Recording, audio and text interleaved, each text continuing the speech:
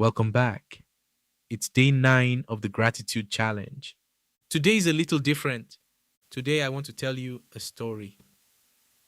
The oldest story, the one everything else is built on, the one most of us have heard so many times. We have stopped actually hearing it, but I want you to hear it today, like it is the first time, because if you really let it land, it will change the way you see everything. The sky above you, the ground beneath you, your own face in the mirror. Psalm 19, verse 1 says, "The heavens declare the glory of God." Today, we find out what that means and why it matters for exactly where you are right now. In the beginning, there was nothing, not darkness the way you experience it when you turn off a light, not silence the way you experience it when a room goes quiet. Nothing, no matter, no energy, no space, no time, no sound, no light, no movement, nothing that had ever existed, nothing that had ever been thought of, nothing. And then God spoke. He did not reach for something. There was nothing to reach for. He did not build from existing materials. There were no materials. He simply opened his mouth. And what did not exist began to exist. Light came from his words. Space came from his breath, time itself. The very framework inside which you experience every moment of your life began because he decided it would. He did not step into time. He made it, which means he exists outside of it, above it, unconstrained by it. The God you serve is not waiting to see how your story ends. He is already there. He stretched out the sky like a curtain over a stage. He placed the sun at the exact distance from the earth, not 1 mile closer, not 1 mile further, that would make life on this planet possible. The earth tilts at 23.5 degrees on its axis. That precise tilt is what gives us seasons. 1 degree different, the seasons disappear. A few degrees more, the planet burns or freezes. God did not guess. He measured, and everything he measured for you. Think about your morning. You woke up, your lungs filled with air, automatically, without you having to remember to breathe in the night 100,000 times. While you slept, your heart beat. You did not manage it. You did not schedule it. It just kept going. Your eyes opened and processed light. Your brain, in a fraction of a second, identified where you were, what day it was, what you needed to do. You stood up. And gravity, the invisible force holding every object on this planet in its place, held you to the ground without asking anything in return.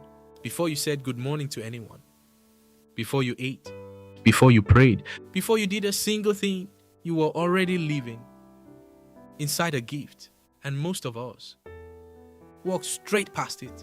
There are 400,000 species of flowering plants on this earth, each one with a distinct structure, a distinct color, a distinct design, and most of them will bloom and die, having never been seen by a single human being, deep in a rainforest, on the side of a mountain, in a field no one has walked through in decades.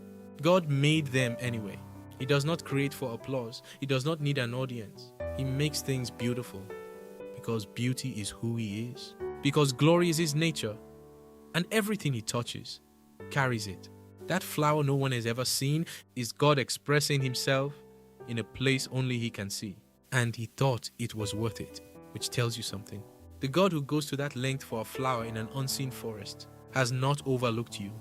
The ocean covers 71% of this planet. In its deepest place, it goes down nearly 11 kilometers. Deeper than Everest is tall, and in that darkness, that cold, pressurized, lightless place, there is life. Creatures that have never seen sunlight. Species science is still discovering. God populated a place that no human eye will ever see, because he is the kind of God who does not leave things empty. who fills every space, who puts life, even where no one is looking. And if he does that, at the bottom of an ocean, what do you think he is doing? In the hidden places of your life. Psalm 147:4 says, He counts the number of the stars. He calls them all by name, not catalog numbers, names. There are more stars in the observable universe than grains of sand on every beach and desert on the surface of the earth. And God has named every single one. The God who named every star knows yours. I want to speak to someone right now. Someone who used to believe. Someone who prayed, genuinely, desperately prayed. And the answer did not come the way they needed it to. And in the silence that followed, in the grief, the disappointment, the confusion, a thought crept in. If God existed, He would have answered. Since He did not answer the way I needed, maybe He does not exist. I am not going to dismiss that. That is a real wound, and it deserves a real response. But I want to ask you something. The morning still came, didn't it?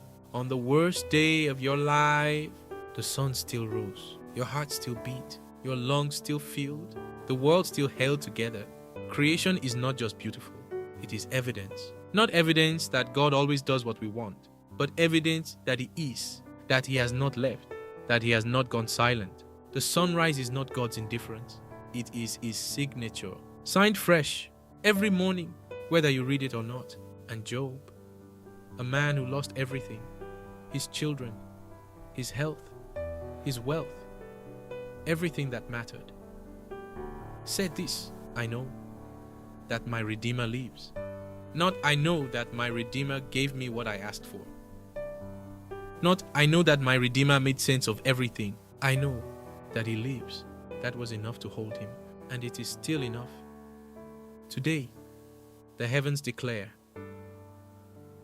the glory of God, not the glory of a life that went perfectly, not the glory of every prayer answered the way we wanted, the glory of a God who exists, who is faithful, who has not moved, who signed His name across the sky this morning.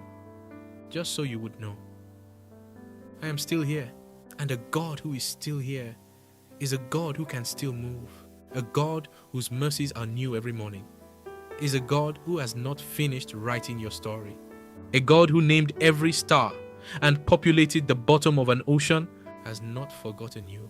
Creation was never the destination. It is the arrow, and the arrow always points to Him. The heavens have been declaring His glory since the first morning of creation, not just to the mountains and the oceans, to you, to your specific life, to the season you are in right now. Today, I am asking you to hear them, not with your head, with your heart. Step outside, look up, and let what you see point you, not to creation, but to the God behind it. Because that is what Psalm 19 is really saying. The heavens are not the message, they are the messenger. And the message is this: He is glorious, He is faithful, He is here, and He has not stopped speaking over your life. Rejoice in the Lord, not in the sunset. In the God, the sunset cannot stop pointing to.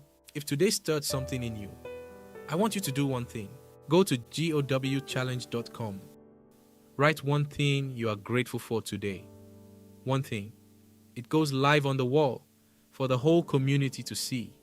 People from all over the world showing up every single day, choosing gratitude together. It is free. Sign up takes 30 seconds. GOWchallenge.com. And if this video blessed you, subscribe to this channel. Hit the notification bell so you never miss a day. We are 30 days in this together, and you do not want to miss what is coming. I will see you tomorrow.